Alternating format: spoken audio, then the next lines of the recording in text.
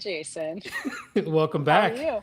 I'm Thank I'm you. fantastic. Yeah, it's we've been friends for a long time, but it was I was looking back at the first episode and it was 5 years ago. Can you believe that? Wow. I 2019. remember talking to you. That was a fun chat.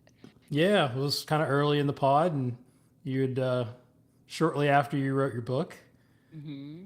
and a lot of things have happened since then. So I'm excited to dig Yeah. into it. Thank you. No, thanks for having me back on and congrats on all your growth. I feel like I've known you so much longer than that, and it's just fun to watch everybody's journey take its course and Oh yeah, where people go and how hard you work and it pays off over time. So it's great to see. absolutely. No, we've known each other well Yeah. way longer than that. Yep. Yep. We've come up through the trenches together. Yep. I feel like. So you've been a very busy girl, and I want to get into some of the things you've been doing because obviously, if you have been under a rock and don't follow you on social, we've went from your Miss Social Queen to really growing your brand, and that's what I really want to discuss tonight is your brand and and now your new certification, right? So it's super exciting to see you and training young coaches and getting some more people involved. So before we get into that, I want you to sort of catch people up on, and we're going to talk about your philosophy, but like what led to you moving in that direction in your coaching of the true swing philosophy, and like who were your influences in sort of steering you in that direction? Yeah. Thank you. Well, it all goes back to sort of the beginning of my own golf journey as a player, and a mentor of mine told me to read Ernest Jones, and that's where my first concepts about swing motion and pendulum swing motion kind of began. And I just always felt like that was such a simple theme and created such great imagery and feels for me personally. And I always went back to that when I fell off.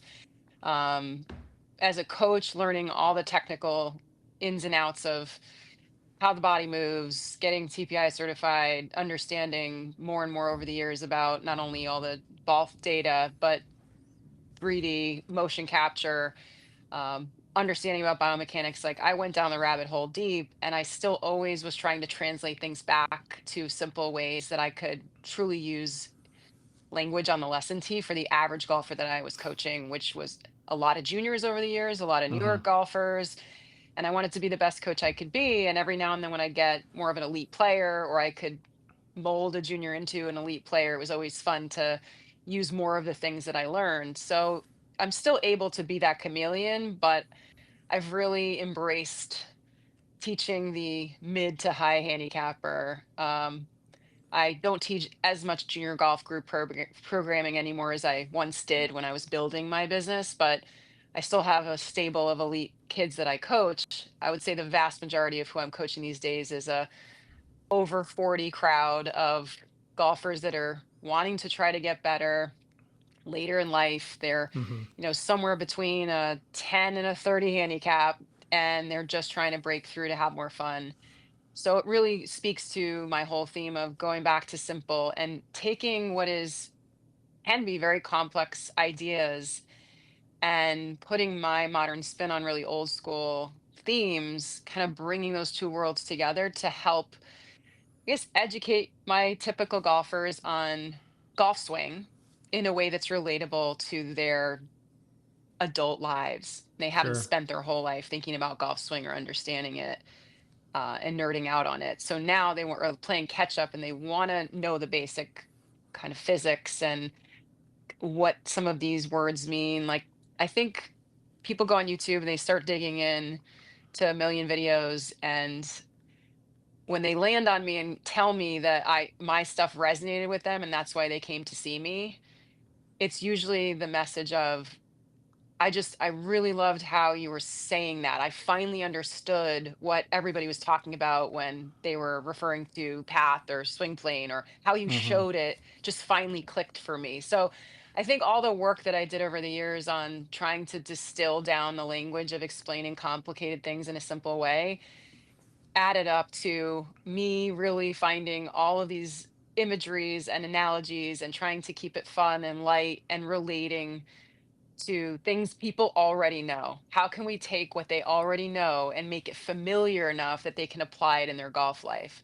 So maybe that's my little sweet spot niche, or where I found a skill set that has made me successful with the crowd that I'm teaching.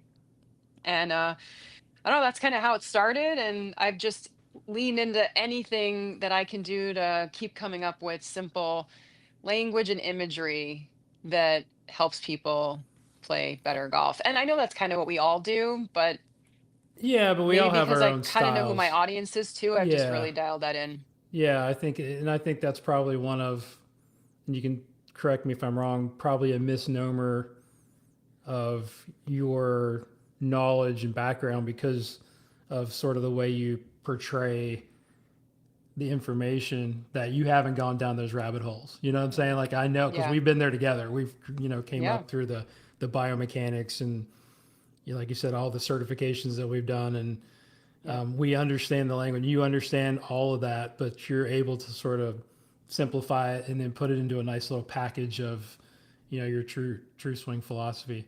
Yeah. Thank you. Yeah. My mascot for the brand is a monkey, Yeah, if we're that gonna get that into. speaks Did you bring volumes. him or is he at work? Is he I here? think I might have left him at work. I probably Uh, have an extra back home, but my little monkey, Mr. Jones, is become the mascot, and he named after Ernest, of course. But mhm.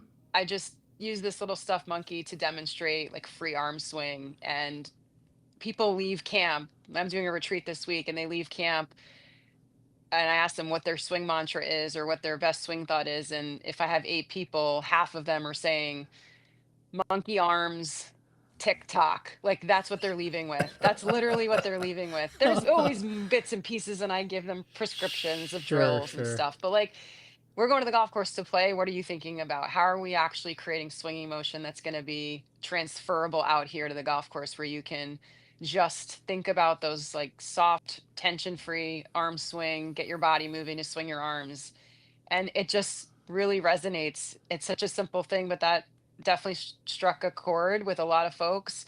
And I just try to find more things like that that I mix in. Swinging ribbons, which isn't something that I came up with, but it just fits into the theme. Yeah, that was the Lots old of U.S. hula kids. hoops. Yeah, Those are little and maybe training again, aids that all had the that. stick and the ribbon.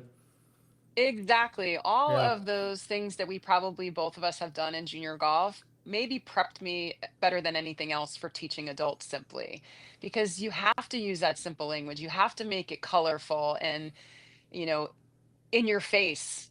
This is what we're talking about, guys, and keep the attention of a bunch of, 5 to 10-year-olds and actually make them better and stay interested. Like, I think that probably helped me be the adult coach that I am today in a yeah, roundabout way.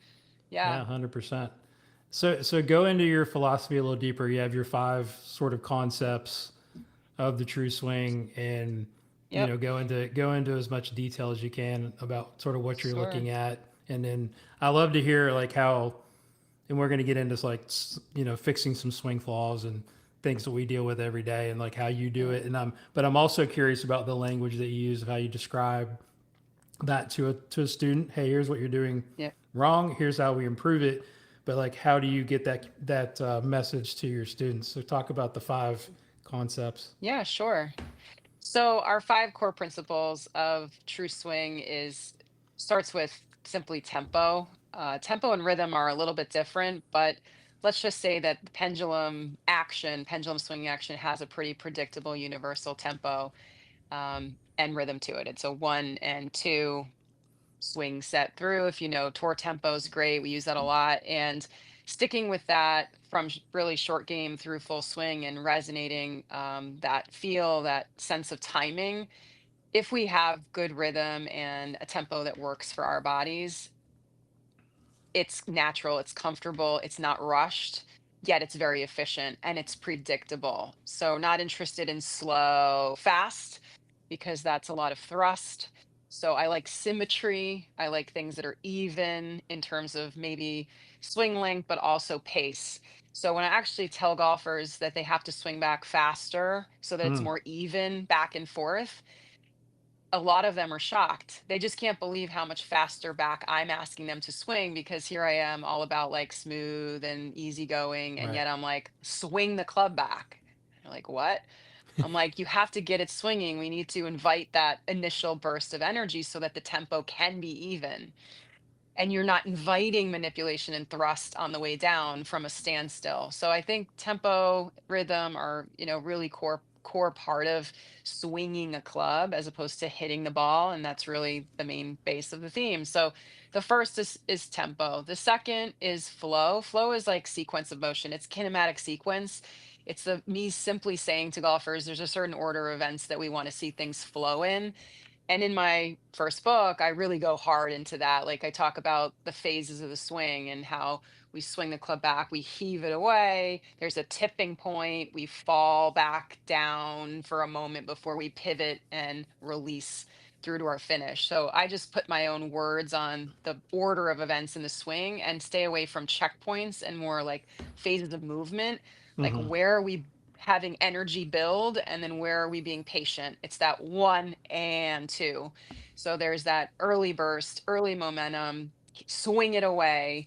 There's a float, a fall, and then there's more energy through impact because of our pivot back to the target. We're swinging back and forth to the target, not to the ball, through the ball. So flow is my version of kinematic sequence, and I Mm-hmm. can relate that more also to short game and full swing a little differently based on how we're scaling energy. Energy being now the third principle. Energy is kind of like, all right, is it single pendulum or double pendulum or somewhere in between? Can you And describe that when and we give do those us things, examples of those two? That would be interesting to hear. yeah, so single pendulum would be putting and really bump and run chip shots. Okay. And that is what I would call a top down model, where the energy starts from more the trunk and the core, and the lower body is either, in putting, as an example, totally stable, or in Mm-hmm. chipping, maybe we could say that the lower body follows the upper body. So I feel like short game and single pendulum motion is more of a top down energy system. And then when we graduate to needing more energy, more range of motion, not only does the second pendulum start to develop, the wrist hinge will go naturally as a response to the physics that are playing out in the back swing if we have energy in the back swing. So the wrist hinge to me is an automatic, involuntary response. I am big proponent of helping golfers try and avoid manipulation in their swing. And so the worst thing that I can see on a full swing is, for me, I don't like an early wrist set. Okay. I think it invites way too much problems with getting off plane, twisting the club face. Like, I'd rather see it set naturally more at the top for a full swing. So for me, that energy, like scaling energy from small, short swings to understanding what we actually need to do differently when we want to take more of a medium or large swing, what changes. And in this case, to explain the large energy, it's now a bottom up system. So it's from the ground up. We're really pushing using our feet Mm-hmm. to kickstart the swing instead of maybe arguably our core, our chest. So for me on full swing, I love to see more of a step swing, step pivot sequence. And that way the arms are following the body leading from the ground up. So I love like footwork, I like movement, dynamic movement. I think the average golfer that comes in to see me is typically locked up. They're more on the frozen side, and they've been told to stay steady, and they've been told to to like still and keep their head down and all those things. And all of a sudden I'm saying like, no, we got to move. And you're older and you need help with mobility. Like, don't lock your feet down. If we do invite all this range of motion, one might say that that's more to coordinate. But if we do it with rhythm and we have the right flow, like, it works. We can have that range of motion. And typically that's also a power source for a lot of people that are a little short, a little frozen, a little tight, not moving their feet, not using the ground. So understanding where energy comes from in your body and then scaling that to manifest into small, medium, or large swings is an area of interest. So energy system is another principle. The Mm-hmm. last two are freedom and balance. Freedom is surrender to the swing. Like, get it started, and then like let your arms in the club take a ride. So truly not manipulating. If our grip is good, we have decent setup geometry, we're swinging with good flow, we don't need to manipulate. But if we're off balance, if we're immediately off plane, if the club face is way open or closed before we even start, or by the time we get to the top, it's completely out of position, we have no chance Hmm. for freedom because we're on the hook to manipulate. We have to do something to square the face or clear the ground or get the club on path or whatever, right? So, Hmm. like, just trying to take away the excuses of, okay, why isn't this person swinging freely? What's so off about what they're doing that's really costing them the chance to have freedom in their swing from the right places in their body? Balance is the basis for then everything else on top of it. Balance means a lot of things. It means balance physically at setup, like on your heels per se, or Where do you bad like to see posture. them pressure in the feet at setup? So I think we're counterbalanced to a point because as we hip hinge well, our chest comes down, our hips go back. So Hmm. I think a good golfers are generally balanced across their feet pretty, in my opinion, like evenly. But What, I what about if I front was to gonna back? Is what I'm thinking. Yeah, yeah, but even front to back, I prefer people a little forward actually to engage their toes with the ground. That's my Okay. preference. Interesting. Okay. The more I learn about balance, big toe is your biggest asset. And most golfers stand there with their toes off the ground because of their shoes and they're just not engaged with the ground. And so moving, engaging our feet, like getting our toes engaged with the ground, waking up our feet. I train balance in my retreats. I make people stand on balance blocks. I make them take their shoes off. We wake up our Mm. toes. Then when we're making our backswing, it's like, all right, now you know what it's like to engage your feet, use your feet, like start the swing from the ground up. When I say use your feet, now you know what I'm actually talking about. Right. And so when we wake up those concepts and we realize how much dynamic balance happens from that part of our foot to start on our toe that on anywhere near our heels would put us at a deficit to be able to engage with the ground, or you'd be moving forward at that point to get to that part of your foot to not fall backwards. Hmm. And now we're tipping the whole system forwards, like you're asking to come over the top. You're asking for it at that point. So I'd rather see people engaged a little bit more towards the ball's feet to the point where even on the backswing, I know that as the hip depth grows, granted, we feel pressure sort of move across that right foot a little bit into the Hmm. heel, but I still want big toe on the ground. Like I don't want to see that foot peel off. I don't want to see it move across. I don't want the ankle to roll. I'm a huge like stickler for you have to brace against the trail foot. You have to brace against the trail foot with the foot on the ground. Left Hmm. foot, go for it. Lift the heel. I don't care. I Right. really don't care on the left foot. Like, go for it. Whatever you need to do for mobility there because the next move is step swing anyway. So we can replant it. We can find a way to get back down. But like you can't, there's no leverage then. You're out of balance. You can't push. Your flow's broken. You're probably grasping for control in your swing if you have no balance on your trail foot. So the sliders, the rollers, all those people that we see come into our lesson tee, a lot of them don't have great mobility through their lower body to make this move well. So then we start talking about some things there, or we start flaring feet, or we try to at least turn them back to a point where we're not over swinging and getting past the point of diminishing returns. Sure. Like, let's swing back as fast as or as far as you can with balance, balance Mm. meaning trail foot positioning, leverage, and then that's should be good enough. Because you start going back with this now free swing and you lose your connection, it's all going to fall apart anyway. So there's freedom, but with balance. That's the only way it works. Gotcha. Yeah, that's cool. It just makes me think, and I think we may have talked about this on the first podcast, but I know we've talked about it, over the last few years. Is just, and you can kind of correct me if I'm wrong here, but there's two schools of thought of like moving the club, like making the club move and letting the body respond, to moving the body and let the club respond. Like, Right. do you kind of move in between those sort of proximal versus distal cues based on the player, or do you feel like It's always the body moves the club. Um, I think to start with, the body moves the club. Okay. So the arm club unit is the follower based on sort of my concept. And I almost would rather a golfer sort of drag the club back. So like drag to lag. And then when we reverse it, we unwind it, it's another drag to lag until we balance on our lead side and then the pendulum swings through. Like that's where the release happens. And we reap the benefits of the club actually swinging past the handle at that point.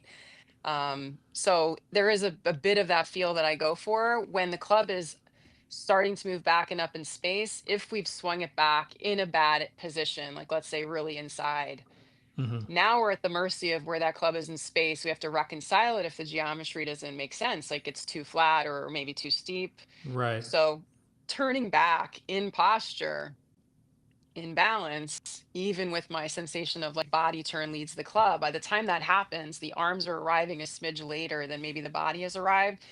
We should have decent width. The wrist hinge would be naturally responding later. So we're avoiding that early manipulation. The arms typically stay more in front of the body. So like I feel like all of those things are a natural benefit of body leading the arms. Mm-hmm. You still have to have concepts of pivot, the right pivot. You still have to have, again, good postural in your setup. And Right. there has sometimes if golfers really lead with the body and the downswing to the point of diminishing returns and they don't know how to decelerate or post up into balance, then that's another talking point. Sometimes that Yeah. Yeah. happens. They start to get a little spinny. Yeah. Well, I think that Yeah. like what you described, the arrow, maybe somebody rolling the club inside. I mean, there's got to be some reference to the hands and the arms in order to fix Yep. that. Kurt, wouldn't you think?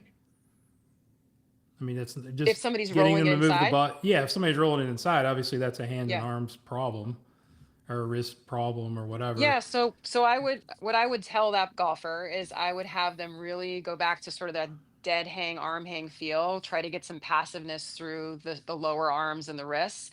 And I would have them practice some dragaways where literally you would just lay the club on the ground, feel the body go, and feel like the club head moves last.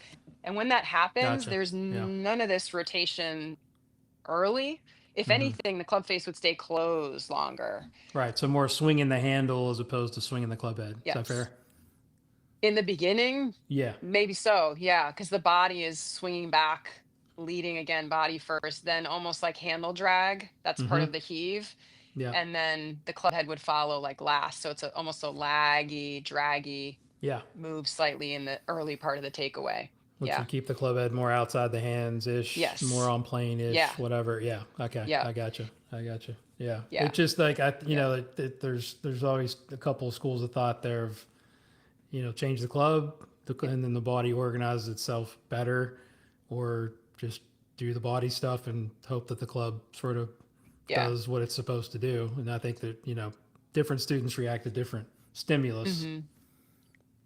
for sure. Yep. I think people are always surprised at how I'm always talking about less is more. Like do less with your hands. Your hands and wrists will respond more so. I'll say wrists will respond the right way at the right time if you just let them. Hmm. But that's easier said than done for a lot of folks because they I just need you can't to get help a hold of a themselves few of or my they're guys, few of my players then yeah, that yeah, haven't learned how to use their hands yeah. correctly. I mean, I make people swing maybe potentially not it's full, but let's say a three-quarter swing where Mm-hmm. we're peeling like thumb and forefinger off the club, or my old coach used to make me do a claw grip where these fingers are sort of like around the Yeah, grip. And love so that. taking off a little bit off the right hand, if that's the culprit of what's like kind of twisting the club back.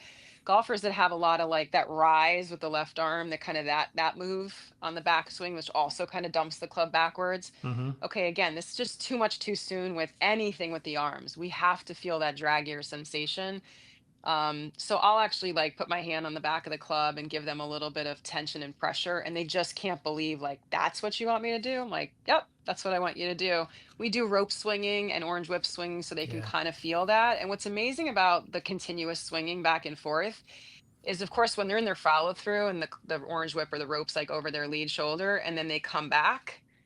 that's the move. I mean, like that's literally what we're doing here. It's Yeah. body and then whoosh, and then we go the other way and we come back. Like that's the sequence I'm looking for.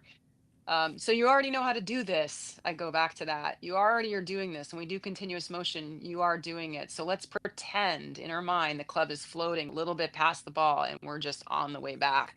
I know we don't typically start that way, and but waggle, waggle, waggle, the Mm-hmm. club's kind of in motion, and then let's swing it away. So that's my theme there for at least that part of the swing, or that's how I would fix that. I mean, I'm a fan of external cues, by the way, so I use tons of noodles and swing plane station stuff to create imagery of where are we actually intending for Yeah. this club to move around us and why.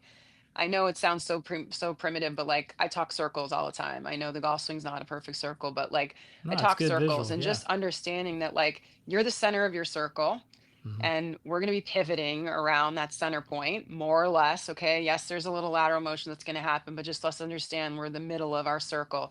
So as we bow down, that circle's on a tilt. Great, does everybody see that? The circle's moving roughly around through the shoulder plane, give or take. There's a window. It doesn't have to be perfect, but it has to be within this sort of range.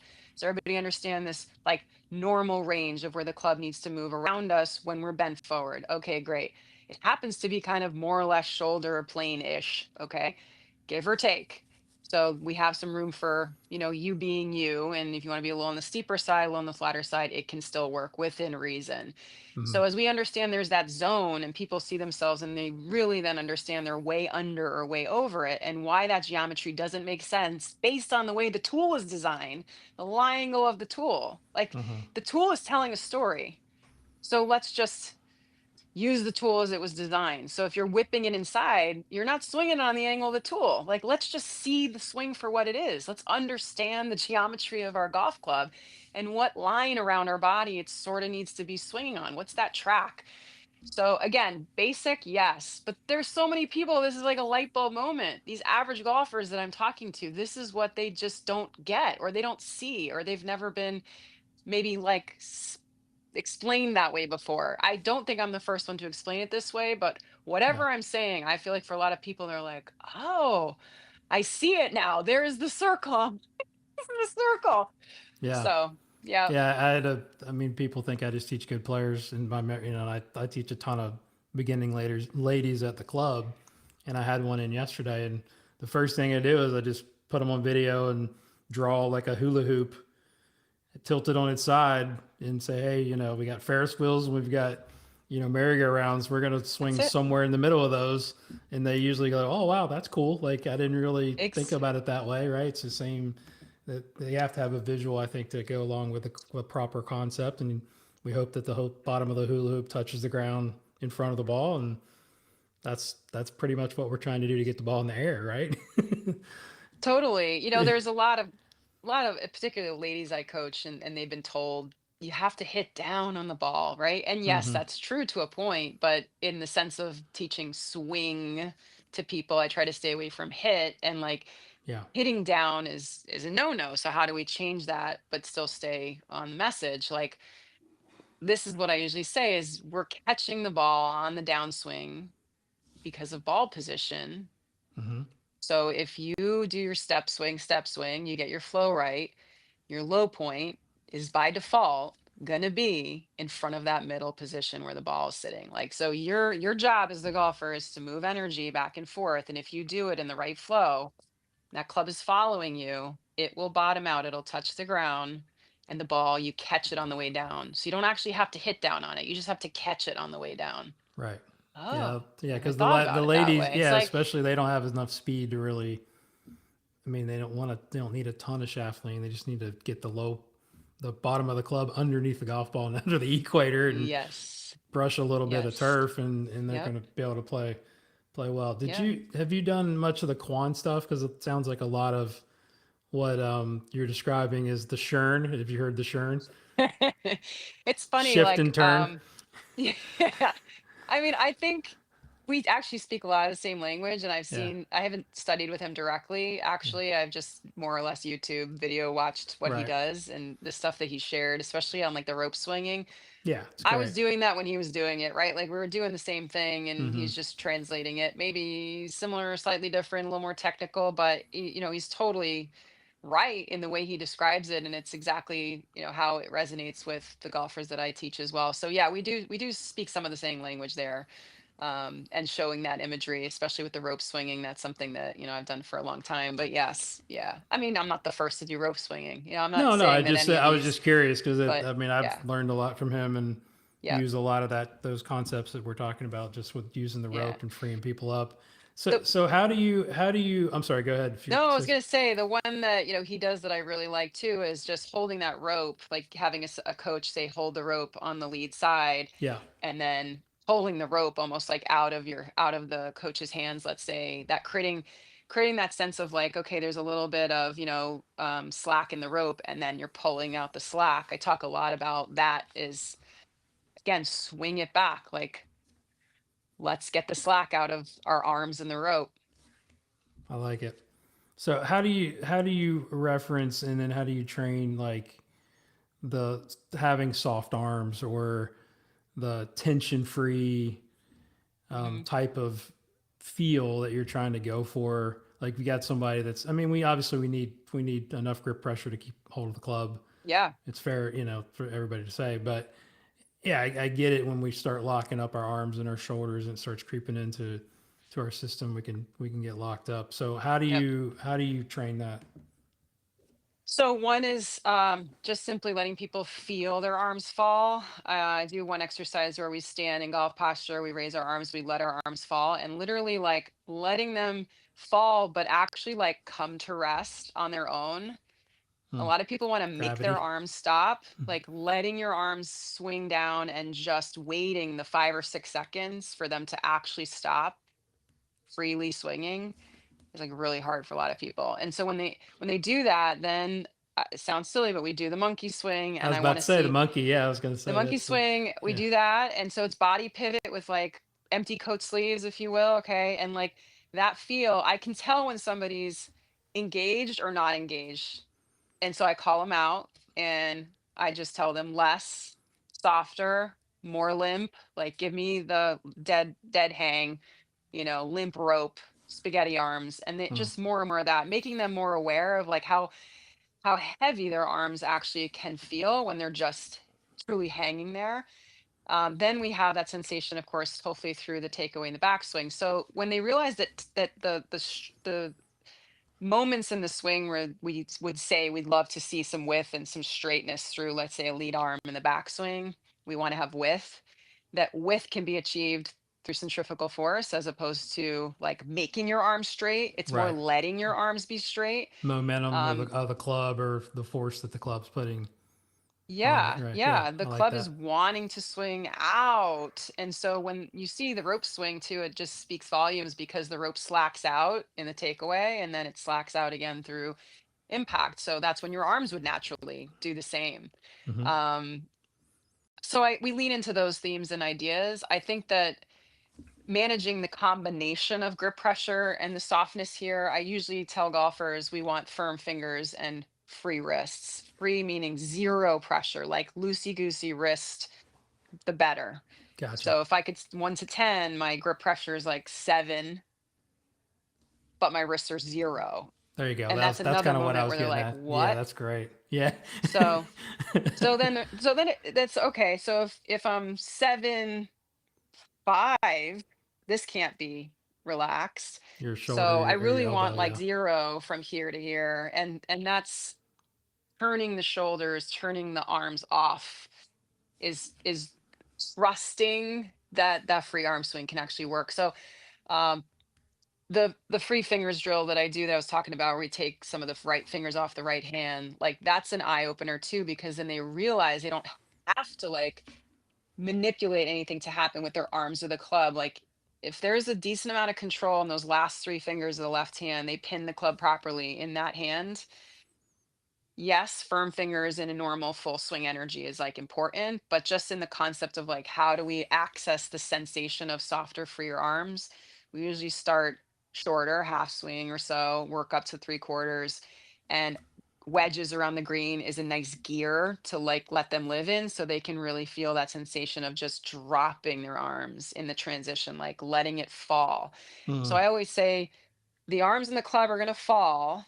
They're following you. So all you have to do is pivot. So it's like fall, pivot, fall, pivot. We do a lot of ah, like literally letting the arms fall and the club will just clunk the ground back here behind the stance. gotcha. Yeah, And yeah. when we realize that this is where they would fall if you did nothing else, then if you just let the same sensation happen and just happen to have a add a body turn, like, oh, Right. the club So fell. so it's fair to say that you're trained. Yeah. So that's a perfect segue because we might as well keep talking about swing faults and whatnot of somebody that swings out to in too much, right? Because I was curious of Yep. how you That's a would big train one that right out of there. them. But basically, you're keeping them close to the target longer and feeling 29 point whatever seconds Yes. per squared gravity is, letting that kind of feel like it falls Yeah. before they start turning, right? And that goes Yeah, back to your sequence it's the piece. 1 and 2 like tempo and Mm-hmm. sequence wise. I Yeah. talk about after we, turn back, we pivot back. There's a fall and then a pivot. The fall is that moment of like a little bit of lateral shift of the body, Right. So recentering. the shift and the fall are happening pretty much Yeah. simultaneously, right? Yeah. Yeah, For, so the recentering and the shift, the fall to the lead side precedes the pivots. That's the there you order go. of events that I'm Yeah. telling them they need. So, yes, we stay closed in that moment. There's no rush to fire from here. The swing doesn't start from here.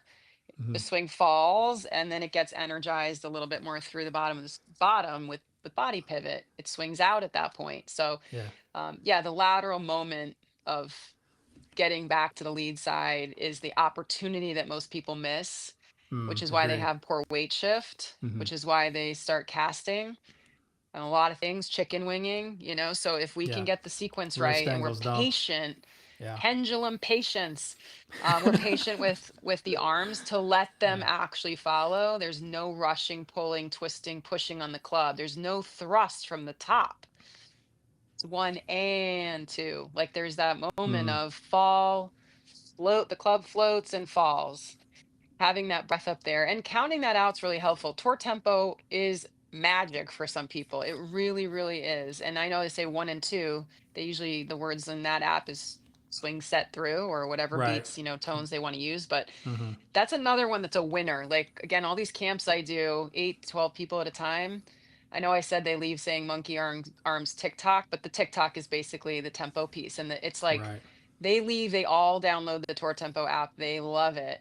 And the audio cue distracts them enough away from swing thoughts. All they're trying to do is stay on the beat.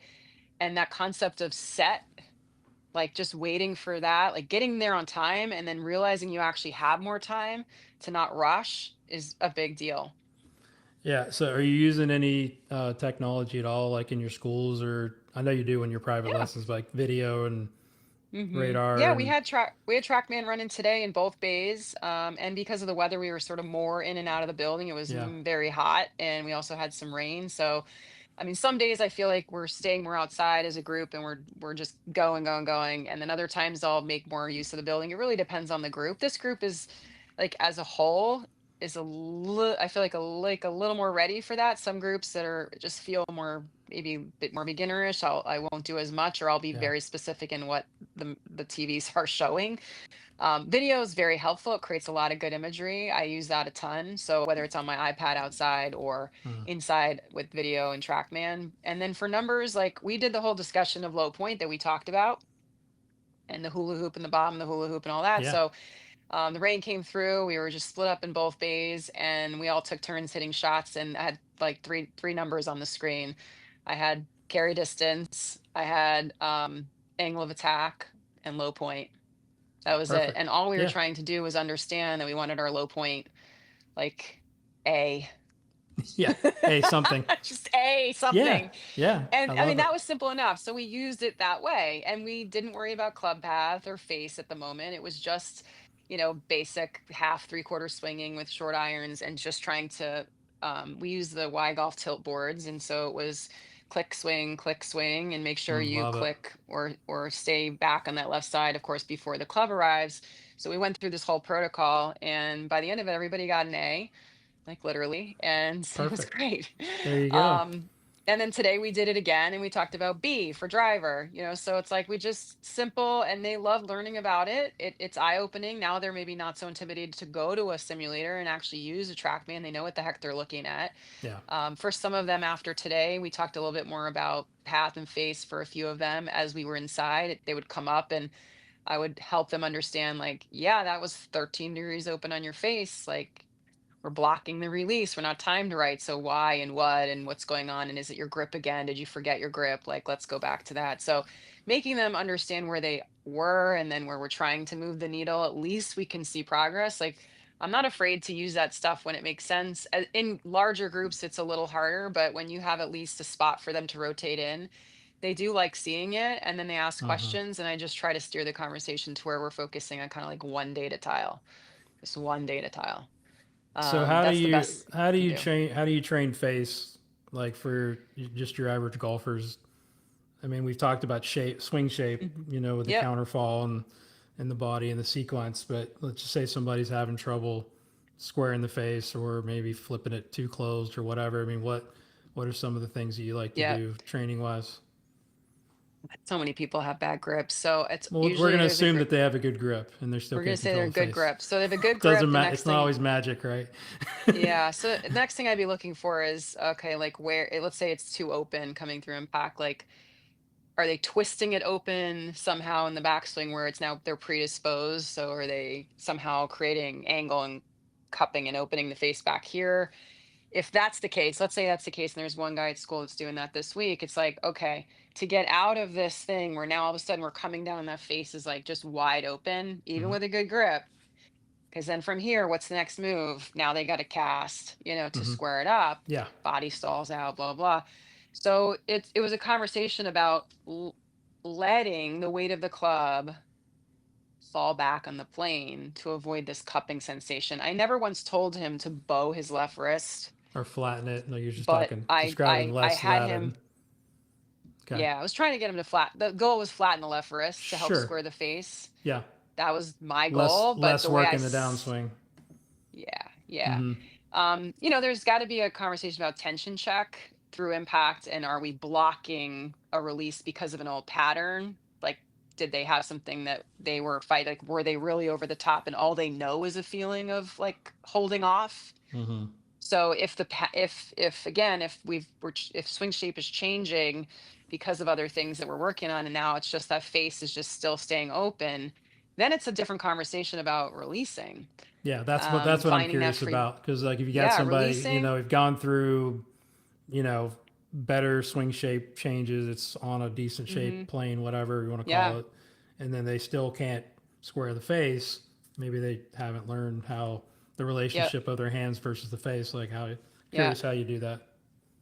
So a couple ways. One, I'll get the orange whip out, and we'll feel the pendulum flip. Like the forearms are rotating to some degree with the body pivot. Mm-hmm. So if we're blocking that, there's now a manipulation. Manipulation can be something that's forced to happen, like kind of anticipation, or it can be a block, a drag, kind of chicken wing drag move. And so when they feel a little bit more of the slack out and the freedom and realize that it's okay to let that happen, I usually do air swings up here and like let them feel that roundness and the slack coming out, and have them try to sense that when they're now bound to the ball and hit it.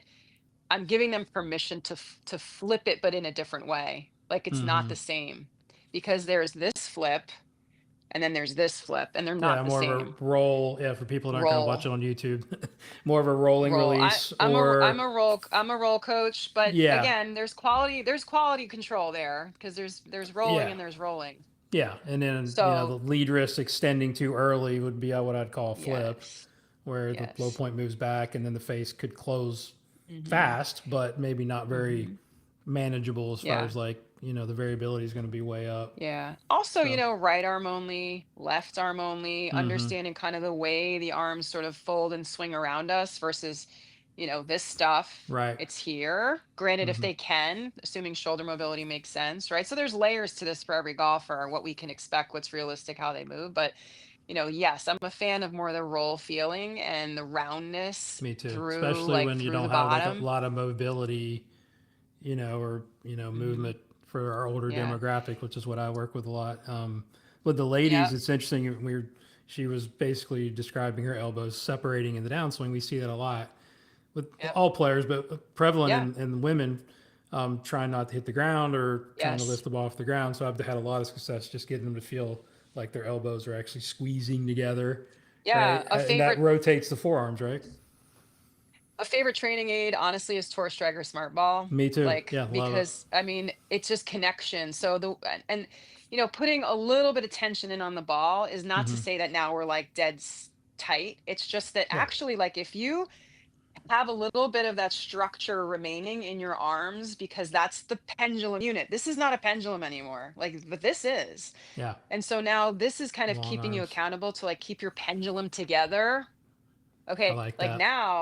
now you have to turn your body. So if you weren't pivoting, now you have to. But there's still room for forearm roll with the smart 100%. ball. Yeah, So I think, you can still flip it, arguably, but you're not going to hit it very well yeah. because your body's probably stalling out and you're going to hit it fat if you do this. So like it forces better pivot. I like the rolling feeling that you can still have. Hmm. Um, I also talk a lot about trail hand, like right hand feels. So to relate back to the tennis experience or potentially like any of those types of, athletic experiences, throwing, hitting, your right hand, to me, right hand is the club face. Like, so if you have a Interesting. connection to your target, Yeah. and I just gave you just your right hand and said, just throw the dang ball, or like just right hand only, swing the club. If you know where your hand is in space, you know where the target is in space, you're gonna come through and orient it. Like there's an instinct there. Hmm. And a lot of people are either thinking way too like linearly, or they've been so hung up on, oh, I'm trying to swing in to out and all this other stuff, or whatever. It's like it's a circle. We're swinging in to in. I know that sounds crazy. You also have this like face that's coming around the circle. But assuming that we like understand those two things, when you come through and I tell you throw a ball or throw the club head to the target, throw your energy to the target, you wouldn't come through and do this. You would not do this. So why are we doing this? Why are Yeah. we doing this? Palms This face is the up. target. Like Yeah. hand body connection to the target. Yeah. And I Like think that's we got to really teach them how underrated. to throw, right? It is, yeah, super underrated. Hmm. A lot of times, especially not to say with all the women. I always tell the women that didn't play like stick and ball sports growing up. I just Yep. blame their parents. So I have to I have to teach them how to throw, right? Because they throw like Yeah. this, right? I'm Yes. describing sort of the right wrist, dumping the wrist angles, and then the right elbow kind of Yep. kicking backwards. So they'll throw the ball like that. So Yep. that's what their golf swing looks like. So when I get them to understand, that sort of flow like you're I got this talking about, it's really, super helpful to totally. get them into a decent impact position.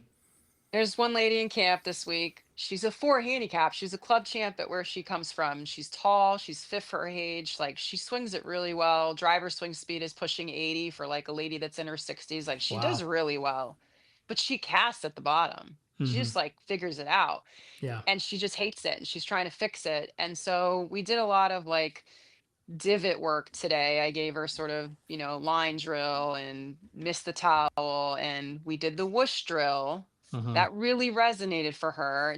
And I said, "How about we just move the where you're trying to throw the speed like more to the target?" Hmm. And she gave me a crazy look, and I was like, we're swinging that way. It's not the swing doesn't end at the ball. We're swinging through the ball, but think Yeah. more target for me. And we did the whoosh drill and she got the point of it. She moved the sound. It's still not perfect in a day, but she made some progress and it changed an intention. She said she's There you never go. was told Yeah. that before to swing Hmm. to her like to her target mentally. I said, you're looking here, but you're feeling that. Like swing out to the target more. And I've done Mach 3 speed training. I'm I like was gonna tempted say, to get yeah, the rope out for speed her past the tomorrow. ball. Yeah. So I should tomorrow. Like I need to get the shallow stick out and get her to like throw the Yeah. rope because she needs that. Get the The what is it timing called? of The that. pterodactyl or whatever. The Yeah, rap the velociraptor. velociraptor. That's right. Yeah, I love that. So like get it early, throw it That out there. actually, It's so good. Speed out front. so those are feels for, that's a four handicap. Like she Yeah, needs it too. yeah, absolutely. So cool. That's awesome. All right, so let's get into your certification. Let's talk to the Yeah, coaches thank you. and talk about how like what are you doing to build your modules? Like what are they going to get out of it, and then how we can Yeah, get some more coaches in your camp. But I think, and you can sort of build this answer around the fact that you've done so many clinics and schools that have been sold out. What 30 schools in the last year or something sold out all around the yeah. country. So like there's so Hmm. much opportunity for coaches out there to make some more money, but also be involved with a great program. So I'm just gonna let you cook with that. Thank you. Yeah, I really would love to get more people involved with what I'm doing. I need help. Like literally, I need help. I have a great thing going here in Virginia, but we started to take things on the road. And as I moved everything into this sort of true swing branding now, I want it to be something that is way more than just the Erica show. Like right up to this point, it's been me, my philosophy. I'm in front of the camera and I'm preaching, but there are other coaches out there that are speaking this language, and I'd love to bring them into my world to help them grow too. Put money in their pocket with doing events with and possibly without me, right? Based on your experience and your goals and your time and your facility. But I also need assistance when I do travel, and I'm always looking for new places to host events. So whether that's resort or sometimes private settings, but the calendar is usually to where I'm doing about 2 to 3 events per month that are 2.5 day schools. Some are more, some are less, but there's a lot of room for other formats and reaching different audiences and lots of geographic markets where our database shows we have a lot of interest in California. Like I could really use a couple people out there representing the brand and sending referrals to. So the program that we created, once I realized this demand was out there and I needed help, was to try and figure out how I'm going to train coaches that aren't with me on a day-to-day basis. So I created a set of modules using a great platform called Thinkific, and um, got the whole thing put together over the last year. So we launched it in the fall, and we got our first 5 or 6 coaches onboarded finally now. And those people are teaching with me both here in person and also at their home facilities. And Brian Newman is the premier example. He was kind of the first one. It was great down at Aileron Golf Club, which is part of Sunseeker Resort in the Fort Myers, Port Charlotte area in Florida, and I started doing events with him, and now he does events on his own. And the people that are leaving our retreats, he's doing follow up with them, especially if they're from that area. They're continuing to go see him for lessons, even though I go home back to Virginia. So he's getting that residual business after I leave. And that's great. That's again money in his pocket. He's done incredibly well. We did over $90,000 in retreat sales that went to the club. That's their margin in Wow. facility fees and instructor fees. And then the follow up, we try to add it up recently, like what he's done in terms of follow up lessons after the events.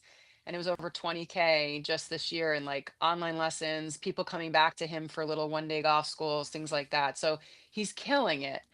And so if you have, the time and you're looking to grow and you want to add some simple programming, this could be a great fit for you. So you would sign up, go through the modules, and we'd onboard you. You'd be able to work with me as a travel coach potentially based on where things are happening around the country. And then also you start to get trained on hosting your own clinics with curriculums that we've made and are pretty bulletproof at this point based on all this experience that I've been gaining. I did about 30 events last year, almost 20 something the year before, and this year we're on track for again about another 30. So like this is groups of 8 to 12 people in and out every like other week. So you can appreciate that it's almost like I press play and I've Yeah. kind of like got it dialed in at this point, and that's our signature curriculum. But this is fun because what I'm asking people to consider too is in the early stages of what True Swing can be as a brand that resonates with, the average golfers. Okay, so what else can we add and talk about? There's obviously other parts that I'm not maybe hitting on as in depth as we could, like more on the fitness side, more on the mental side, like equipment, what's your specialty that we can bring in to have other voices besides me be a part of the community of what true swing coaches and students are looking for. So we're building an online portal with the help of Golf Live, and so that will be like an online community where lessons will be distributed. There'll be live streams, some forums, content will be hosted there. So making content, selling content. This is a business opportunity to hopefully create a revenue share with coaches that want to be a part of a growing golf brand. And again, I'm looking for help because there's only so many hours in the week and the month, as you probably well know, Jason. Like, Yeah. the only way to continue to scale this opportunity is with more people on board with me. Digitally, there's more opportunity as well, but actual in-person coaching, the only way to do more is to add bodies. So, if you're out there, you're interested in what we're teaching, it resonates with you, it's easy to implement, the curriculums are simple, easy to follow, modules, you get credits with the modules. It would take you a few days to go through it, not too hard. You test out and you're ready to go. So would love to hear from you if you're interested out there. Well, one of the things that you've done too, because like I said, you've been such a good job of marketing yourself over the years, but you've now got a team around you, and so these coaches would have Yep. those people available to help them market the brand Yes. with the community, right? So I think that's a big benefit. Yeah, I mean, Talk I'm about your I'm team a little bit. basically, yeah, I I've partnered with an amazing group out west, and they are a full marketing company, and they're also business partners of mine now. So there's a vested interest there. There's a lot of consistency, and I have their whole team of experts, meaning paid media experts, social media experts, all the stuff with email nurture campaigns, building infrastructure on the website, setting up all the Shopify accounts, landing pages for events, helping with registration, creating forms for registration, like creating assets, managing all the back end, the admin, like everything, the accounting, everything. Like, when you join my team, you basically get that as a value add without having to really pay directly for it, right? There's Yeah, revenue share. And so the money that theoretically we share in some of the instruction that you receive through True Swing supports some of those administrative things that happen in the back end. But that's truly a value add, is you don't have to find any of these people to help you do what we're doing. And we will build assets for you as you need them. You need a flyer made for your home facility. You need an email template made. Like, we have people that can do that. That's part of the value of being a true swing coach, is my team is there to help support and assist those initiatives. And we're open-minded to, again, growing what ideas you have that you'd like to see done and in the way that you can for your facility, or some new format that you want to try. Like, let's talk about it. So very open-minded here. Obviously just want it to be on brand and on message. That's kind of the main theme, and would love to, have you be a part of it. So 100%, we have the team in place. We're there to help with sales. We're there to help with registration, and we're there to highlight you as a coach, like on our channels. I have 165,000 followers right now on my account. Our True Swing account is newer and growing. I think we're 37,000 on YouTube, and we're going to be starting to feature more of the True Swing coaches in their own spotlight on our perfect. channels. So Yeah, that's exposure that you get immediately to a larger audience that you may not have. So if you're looking to grow, it's a way for you to get in front of the camera, in front of the channels, in front of this audience, and partnerships that we're going to continue to build, like some really cool corporate partnerships coming up. So excited for all those opportunities. And I just want to share and help mentor anybody that is looking for that, but also not discounting the fact that if you're a seasoned pro and you want to get involved, awesome. Like, let's collaborate. This is right.